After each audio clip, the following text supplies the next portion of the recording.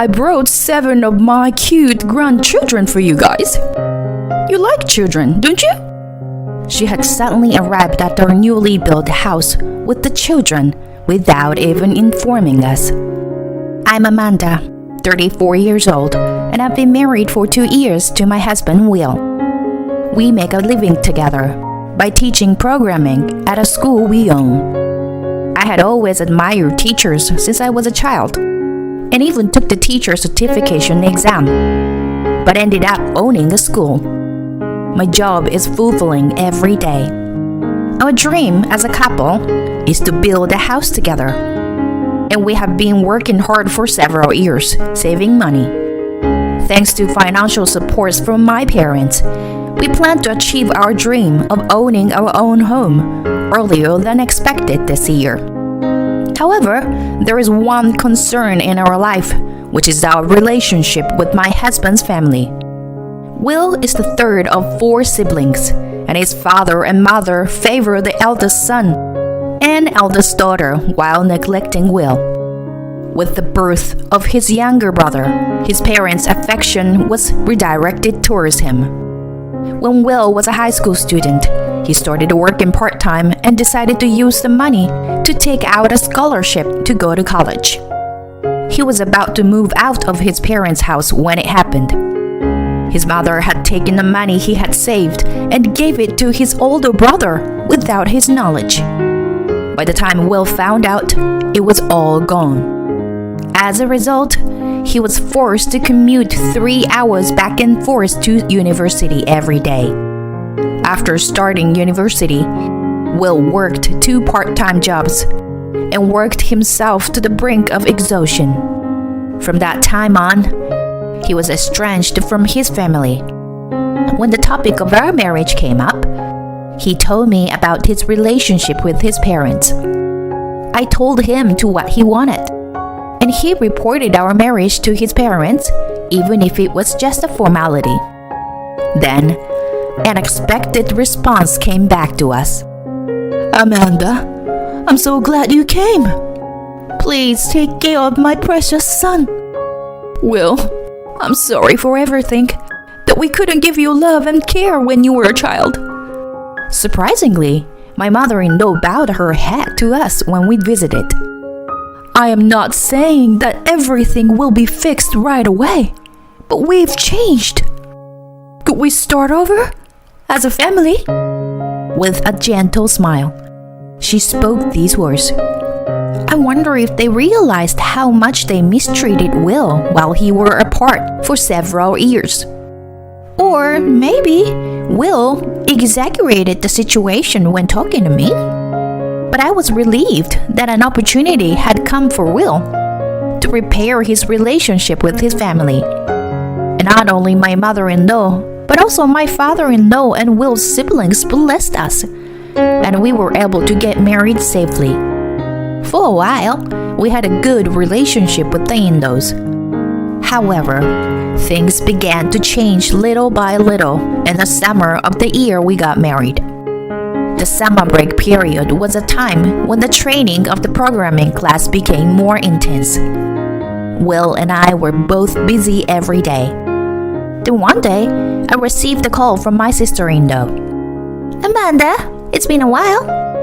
Oh, hi. How have you been? Good. You know, Amanda, I have a favor to ask. Without even saying hello properly, my sister-in-law started telling me about her request. Can you give my child the programming class materials? I'm sorry, but we only have enough materials for the number of students. And it's also against the rules to give them for free. When I apologized like that, my sister-in-law continued with dissatisfaction. What? Can you do something about it? I thought it will be good for my son's future. I'm sorry, I can't help you. Alright, got it. See ya. My sister-in-law persisted in asking me for teaching materials, but I refused because I couldn't. She hung up the phone when she found out she couldn't get what she wanted. I felt uneasy about her attitude. But I only told Will about the fact that I had been asked for materials but refused. At that time, Will had begun to become more positive in his attitude toward his family, so I didn't want to cause any more trouble. Well, we can't give them the materials, but should I give them some advice instead? After listening to me, Will contacted his sister and said that, in hindsight, this may have been the beginning of everything. A few days after his sister contacted me, Will's mother contacted me about her grandchild. Amanda, hi. It's about my grandchild. You are a programming teacher, right? Would you be willing to teach him in your spare time? Oh, hi. How's it going? Want me to teach? Well, the thing is, it's the summer break now, so I'm busy for a while. Wouldn't it be better to consult with the local programming school or a school teacher? It's not worth sending him to a programming school like that. The school teacher's classes are also shoddy, that I can't trust them. But considering the future, it would be better to consult with them, after all. Anyway, if you have some free time, would you come and see my grandchild? Okay? She interrupted me and hung up the phone. I told Will about this, but for this incident, I told him everything as it was. After listening to me, Will expressed his displeasure with his mother's attitude, but said that his nephew was not at fault, and he thought about it for a moment before saying, well, when our work comes down a bit, should we take care of our nephew for a while? And so, our hectic schedule during summer break ended without incident. We made time and immediately visited my sister-in-law's house. She has 2 children, but this time we were looking after her second son, who is in elementary school. However, I told my sister-in-law that my nephew's knowledge was lagging way behind and that we should protest to the school. It turned out that my nephew was hardly attending school at all. Additionally, it seemed that my sister-in-law had neither taught him at home nor asked about the progress of his classes at school. I mean, it's the fault of the teacher or the school. That doesn't match my son's needs. So, you should do something instead. You teach, right? She said this one-sidedly to us, leaving us speechless. We had a light conversation with my nephew and went home that day. After that, we visited my sister-in-law's house several times and took care of my nephew. We spent more time teaching him regular studies and having casual conversations than programming. As a result, my nephew was able to go back to school safely, and we were relieved. However, demands from my in-laws escalated day by day. They wanted us to provide free home tutoring or give a discount for their children to attend the programming class. This reminded Will of the past with his family, and he hesitated to cut off the relationship that was starting to be repaired. But he gradually began to meet their demands, even if it was a bit difficult. I was worried about Will and talked to him several times, but he replied, I don't want to cause any trouble for you, and I want to do what I can because I feel sorry for the children. Besides, our relationship with my parents is improving. I couldn't say anything against his sincerity, so I decided not to interfere with anything other than financial assistance. On his day off, Will visited his sisters' and brothers' homes. In addition to his own work, he created materials and took care of their children, devoting himself without any sleep. However, their attitude towards him was inversely proportional to his devotion. Since you've left our house and haven't done anything for us, you can at least do this much, right? Yep, you're right. You've always been a burden on this family. Every time we are called to our in-laws' house, we have to listen to their nasty comments like that. They also do the same to me, not just my husband. Will always comes, but what about Amanda? What is she doing? I wonder if she doesn't feel like to do much for her husband's family. I had been patient for Will's sake until then, but I couldn't remain silent at my sister-in-law's words. This is about your own child, right? Isn't it supposed to be the mother and the father who should be making an effort? Why are only Will and I helping you? I don't remember being ridiculed like this, despite all our efforts. I replied boldly with these words. My in-laws seemed a little surprised by my words, but they still persisted.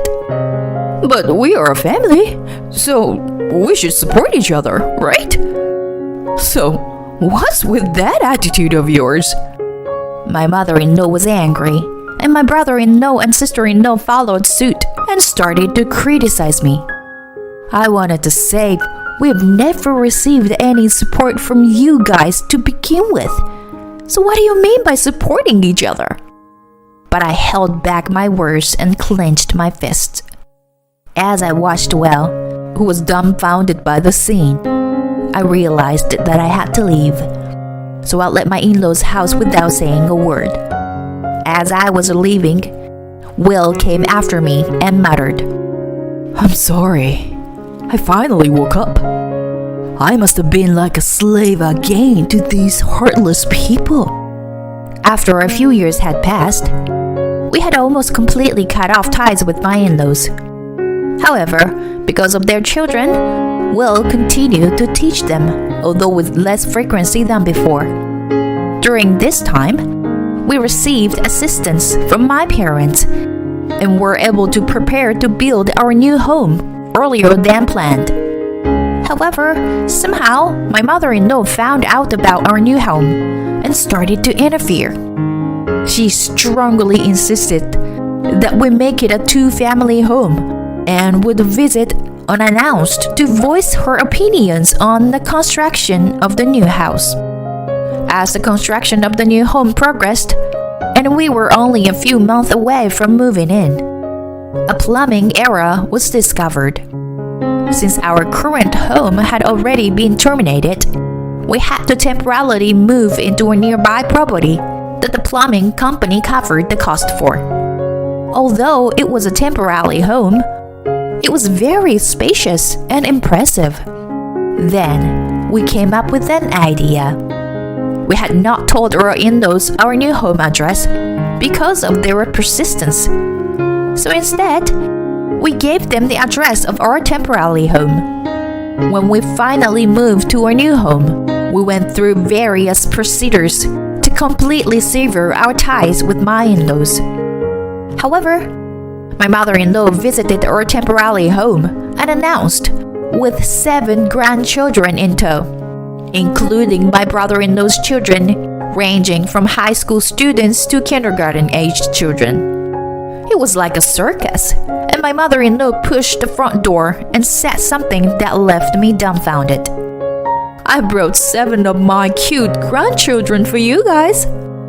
You like children, don't you? My sister-in-law spoke to me to add my mother-in-law's words. We're going on a trip with only the adults, starting today. You guys have time off, right? Can you take care of these kids while we're gone? Make sure to feed them and bathe them properly, okay? As I noticed the noisy atmosphere at the entrance, my husband came out from the back. Then I confidently said to my in-laws, Who are you guys? Huh? My mother-in-law and sister-in-law were surprised at the same time. What do you mean? Who are we? What is this? Yeah, what are you talking about? We're even giving you a chance to rebuild the relationship with your husband's family. They began to shout in anger at my words. My husband and I continued the conversation in the same tone. What do you mean by my husband's family? Well, Do you know these people? No, I don't know them. Aren't they your acquaintances, Amanda? I don't know such shameless people. Right. If you were talking about my husband, Will, he was recently adopted into my family. So my family is now his family. What business do you strangers have here? My in-laws were taken aback by my words. However, my mother-in-law immediately came back to attack. What are you doing? Adopted? Don't be silly. And what's with this house? It's not a two-family house, is it? Saying this, my mother-in-law began to make a scene, throwing shoes at me and knocking over the vase by the entrance. What are these people saying, Will? I don't know, but something seems off.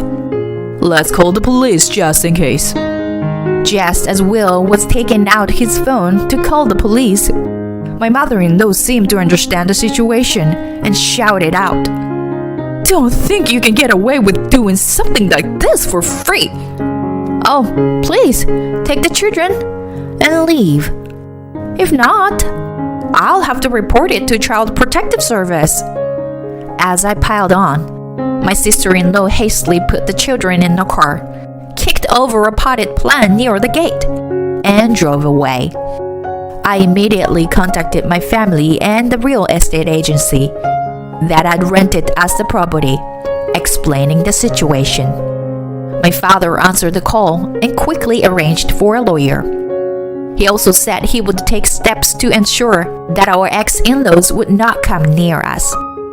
The broken vase and potted plant were actually provided by the real estate agency, but a surveillance camera had been installed at the entrance, so we were able to seek compensation for the damage as property damage. Later, my ex-brother-in-law called us on the phone. You canceled our trip, so pay for the cancellation fee and compensation. Also, pay for the damages caused by abandoning the children. Since my brother-in-law made such an unreasonable request, we recorded the conversation and reported to the police as blackmail. In the end, my ex-mother-in-law and sister-in-law were charged with property damage, and my ex-brother-in-law was charged with blackmail and dealt with by the police. We had secretly been in contact with our nephew, whom we had looked after first. According to him, my sister-in-law was apparently giving a divorce as a result of this incident, and the children were taken by their father's family. We were able to obtain a restraining order against our ex-in-laws, and there were no further attacks afterwards. Our house was also safely completed, and we were able to move into our new home. As for me, I have been studying to become a child psychologist while working, secretly hoping to become a source of support for children like Will and my nephew. I've also begun to consider welcoming new family member. We want to live honestly and sincerely for the children who may come to us someday.